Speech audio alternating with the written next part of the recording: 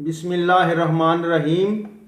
साजिद वफा 8 की तरफों अवामी शायर लाला नज़ीर अहमद साजिद हाजिर है कि बन इना ना अनबोल ए बंदिया, बन इना ना अनबोल ए बंदिया, बन मुनसब पूरा तोल ए बंदिया। ना बेईमानी दियां डंडियां मार, किसे काम नहीं आनी झोल ए बंदिया। ईमान वालियां दियां रब करे सिफतां, ईमान अपना तू ना रोल ए बंदिया।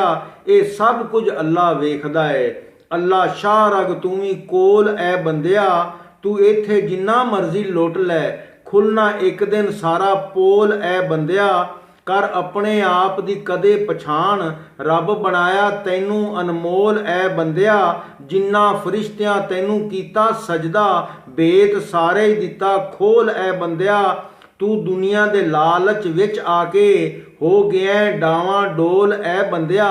ना वजूद तेरा ना ए साह तेरे, एडे उच्चे बोल ना बोल ए बंदिया।